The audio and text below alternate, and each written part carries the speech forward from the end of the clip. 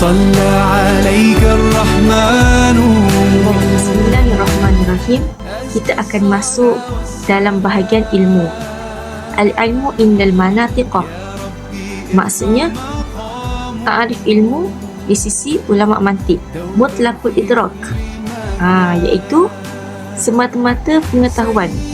Sama ada pengetahuan tu berbentuk lafaz mufrad ataupun lafaz ayat, ataupun lagi berbentuk sesuatu yang kita tak tahu dari sudut keyakinan ataupun sangkaan, yang mana bertepatan dengan realiti ataupun sebaliknya. Jadi ilmu dalam mantik ni ada dua, iaitu tasawur dan tasdik. Jadi yang pertama ni kita bincangkan mengenai makna tasawur. Tasawur ni apa? Idraku mufrad.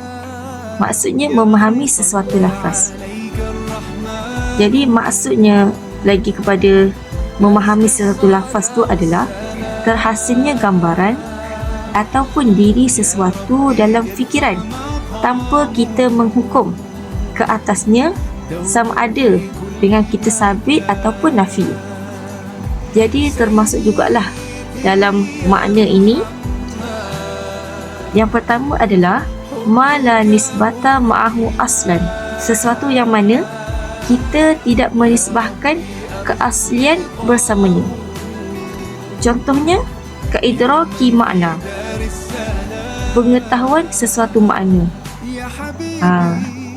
Contoh kita kata Ahmad, jadinya Ahmad seorang tu je lah, tak ada Ahmad yang lain. Jadi yang kedua adalah wama lahu nisbata takyidiyah, sesuatu yang kita menisbahkan kepadanya takyidiyah. Takyidiyah kat sini maksudnya macam ada kait, berkait. Kanisbati idhafiyah, contohnya kita menisbahkan idhafah. Hadiqatu Ali, beg milik Ali. Seterusnya an-nisbah tawsifiyah, kita menisbahkan sifat. Contoh haiwan natik, haiwan yang boleh bercakap. Baik, yang ketiga wama lahu nisbata insya'iyah.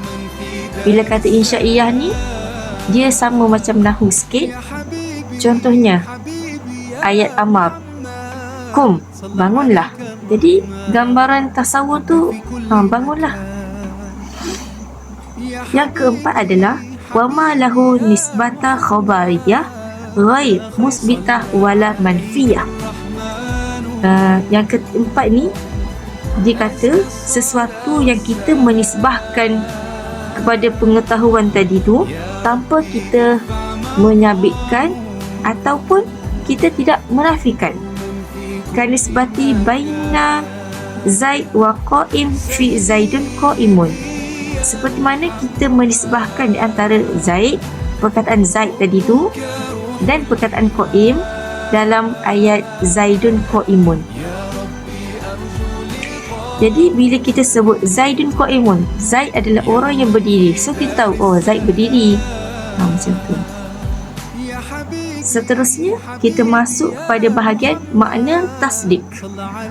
Tasdik ni apa? Huwal hukmu. Maksudnya tasdik ni adalah hukum. Dan tambahan kepada makna tadi, huwal hukmu tadi, wa huwa idraku anna nisbata waqi'atun aw laysat biwaqi'atin. Hukumnya apa? Hukum tu adalah kita memahami pengikat tu sama ada benda tu betul-betul berlaku ataupun benda tu tidak berlaku. Seperti mana yang kita faham, biasanya tasdik ni dia datang dalam berbentuk ayat. Pada ayat tu kita menghukumkan. Ayat tu adalah kita boleh mensabitkan ataupun kita boleh menafikan. Baik, itu sahaja daripada saya. Mohon maaf atas kesilapan ataupun kekurangan diri saya.